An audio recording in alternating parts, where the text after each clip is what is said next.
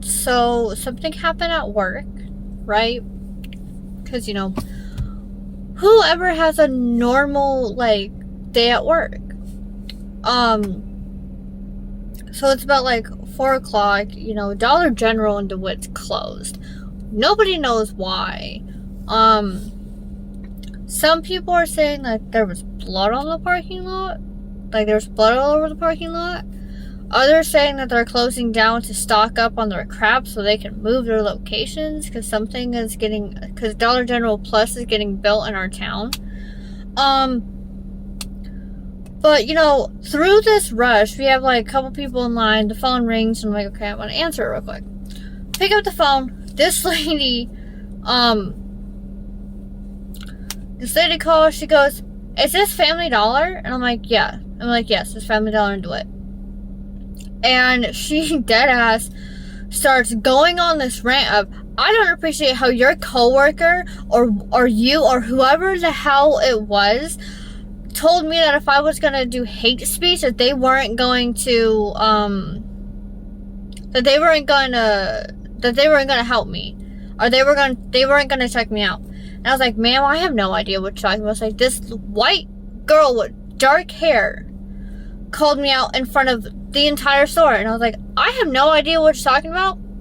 No one here has done that. I think you have the wrong number.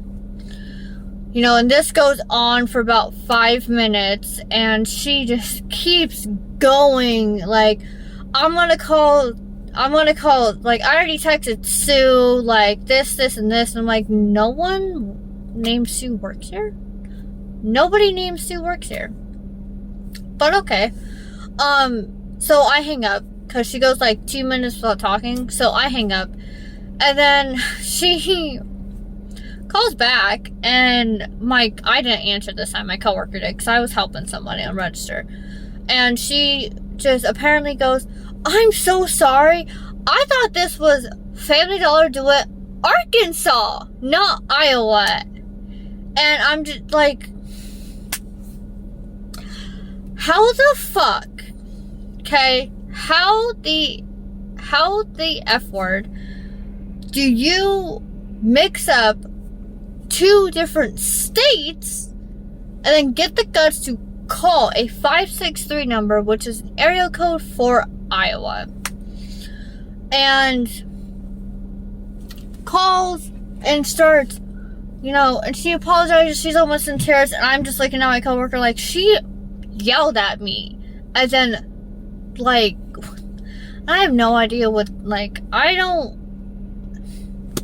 if you are going to call somewhere and complain, make sure you have the right area code and address. And if you're in a different state, please look at the state, because no one wants to get yelled at for something they didn't do and didn't know about. Okay? Completely different store, completely different state, same name of the town. So that was fucking amazing. Then we go on through the night, and I have these 2 regular customers. They come in, like, multiple times a day, and they're always mean. And, like, I don't know if it's because they just don't like me. I don't know if it's because they just think that everyone is going to accuse them of something because they are African American. But they had a little boy with them, and he was eating chocolate, right? I didn't see him come in, like, I didn't see him when they came in, but he was eating chocolate, like a small chocolate bar. And so I asked him if he paid for it. And his mom goes, he came in with that. No, because you can stop because you're always hard on my son. Keep in mind, yesterday they came in and their kid grabbed a basket, filled it with toys, and almost walked out with it without paying. So she assumed I was profiling him, and I wasn't. I was just asking a question. I was just, I wanted to know. Because honestly, if they would have just told me calmly that he came in with it, I would have been like, oh, okay, never mind then. Sorry, my apologies. But I was just making sure. Because this kid tried walking out with $30 worth of toys yesterday. So, that was fun. PSA to people, please be courteous while you have your kids at the store and keep them next to you, because I'm not gonna lie, if they stole something, we're going to tell you to keep them next to you. Or if they almost walk out with something, we're probably going to watch them because they try to steal. We are not profiling your children. We are being mindful of the fact that, kids love to copy and paste their parents.